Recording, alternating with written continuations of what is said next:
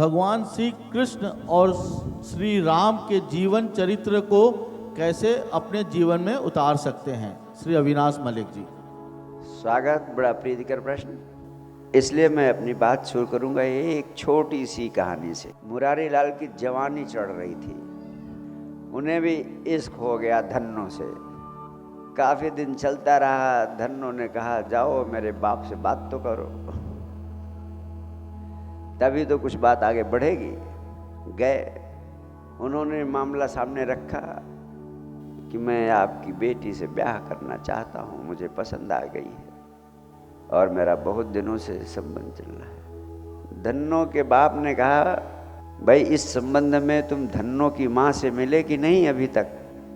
उन्होंने कहा, उसकी माँ से तो मिल चुका हूँ, लेकिन धन्नो मुझे ज़्यादा पसंद आई है।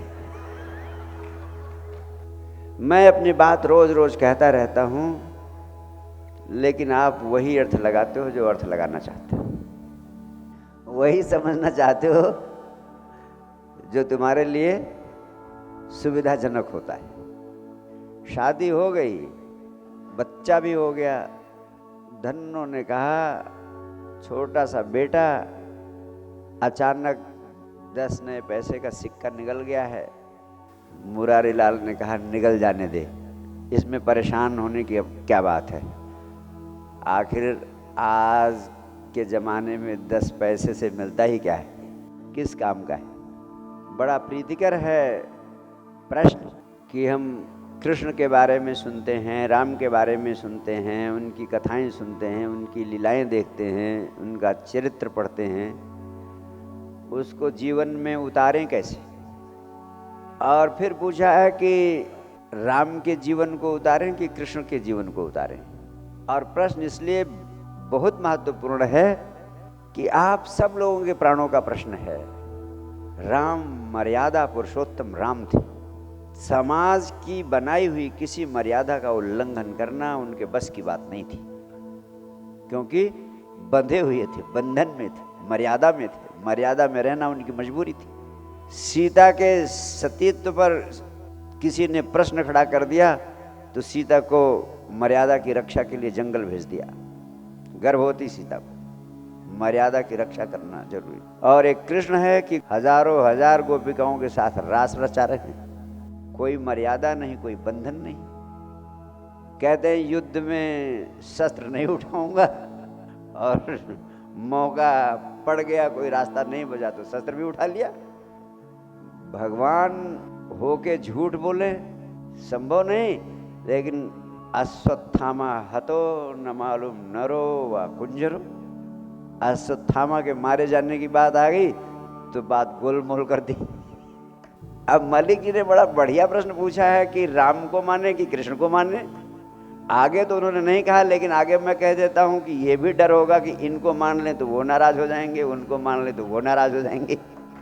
और मैं तो बिल्कुल तीसरी बात कहे जा रहा हूं, उसको मानोगे तो दोनों नाराज हो जाएंगे। ऐसा मत सोचना कि दोनों नाराज हो जाएंगे। मैं वो बात बताने जा रहा हूं, अगर वो तुम्हारी समझ में आ गई तो राम और कृष्ण जैसे जितने सारे भगवान हुए होंगे इस पृथ्वी पर, वो सारे ही खुश हो जाएंगे। इस पृथ्वी के भगवत्ता प्राप्त सारे संबुद्ध प्रसन्न होंगे अगर आप इस सार को समझ लोगे कि तुम्हें न राम बनना है, न कृष्ण बनना है, न दादू बनना है, न कबीर बनना है। तुम्हें तो सिर्फ वही बनना है जो तुम स्वयं हो। तुम्हारी निजता परमात्मा ने तुम जैसा कोई दूसरा व्यक्ति इस पृथ्वी पर नहीं पैदा हो किया। No two persons are identical. तुम जैसा कोई दूसरा है ही नहीं। तो उसकी यही इच्छा थी कि तुम जैसे अनूठे, अनोखे, अद्भुत व्यक्ति तुम अपनी पूर्णता को उपलब्ध हो सको। जैसा उसने तुम्हें बनाया है उस रूप में तुम पूरी तरह खिल सको।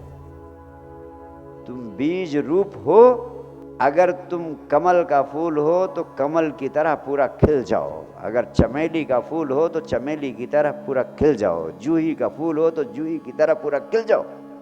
ये मत सोचो कि जूही का फूल अच्छा है कि कमल का फूल अच्छा है कि चमेली का फूल अच्छा है कि रजनीगंधा अच्छा है कि चंपा अच्छा है। हर फूल जो अपनी पूर्ण खिलावट को उपलब्ध हो जाए वही फूल अच्छा है, जो अपनी पूर्ण खिलावट को उपलब्ध हो जाए। और अपनी पूर्ण खिलावट को उपलब्ध होने का राज क्या है?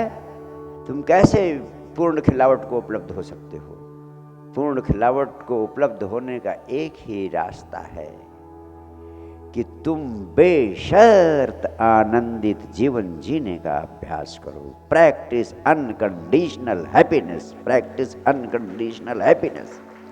कोई शर्त मत लगाओ अपने हंसने पर, कोई शर्त न लगाओ अपने खुशी पर, कोई शर्त न लगाओ अपने आनंदित जीवन पर कि ये मिल जाएगा तब मैं खुश होऊंगा, ये काम ऐसा हो जाएगा तब मैं खुश होऊंगा, मेरा इतना नुकसान हो गया है ये पूरा हो जाएगा तब मैं खुश हो जाऊंगा। अरे क्या नुकसान है, क्या उपलब्धि है? खाली हाथ आए हो, खाली हाथ चले जाओगे। इतनी सारी जिंदगी बीत गई है, थोड़ी सी बची है, उसमें इतना सारा उपद्रव करने की क्या जरूरत है? क्या जरूरत है इतना सारा? ये सब ताश के महल हैं, समय आने पर ये सब गिर जाने हैं। जिस दिन तुम ना रहे उस दिन सारे भवन गिर गए। इसलिए इस बात की क्या फिक्र करनी कि मेरा मकान छोटा उसका मकान बड़ा, किस बात की फिक्र करनी? अगर तुम्हारे भीतर समझ आ जाए तो चिंता करने की, दुखी होने की कोई भी जरूरत नहीं है, कोई भी कारण नहीं है। तुम या तो भविष्य को लेकर दुखी होते हो या भूतकाल को लेकर के दुखी हो।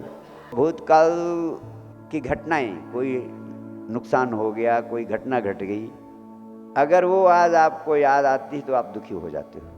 आपने भूत प्रेत के बारे में सुना है? भूत प्रेत के बारे में तो सब लोगों ने सुना होगा, लेकिन जानता कोई नहीं है भूत प्रेत। मैं बताता हूं भूत प्रेत क्या होता है। भूतकाल की कोई घटना, भूतकाल की कोई बात, भूतकाल की कोई स्थिति, भूतकाल की कोई हानि, कोई नुकसान, कोई दुर्घटना अगर आपको आज याद है और याद आता रहता है तो समझो आपको भूत ने पकड़ रखा है। ये भूत प्रेत की परिभाषा है। अगर आपने भूत को भुला दिया, दफन कर दिया, जो डेड हो जाता है उसको क्या करते हैं? या तो दफन कर देते हैं या तो उसकी चिता में आग लगा देते हैं। तो अगर आपने उसको आग लगा दी, भूतकाल की घटना को, या दफन कर दी, तब तो समझो आप भूत प्रेत से मुक्त हो। अगर ये काम नहीं किया आपने तो भूत प्रेत के रूप में वो आपके जीवन को नरक बना देगा, आपकी शांति भंग कर देगा। फिर ना राम मदद करेंगे तुम्हारी, ना कृष्ण मदद करेंगे तुम्हारी।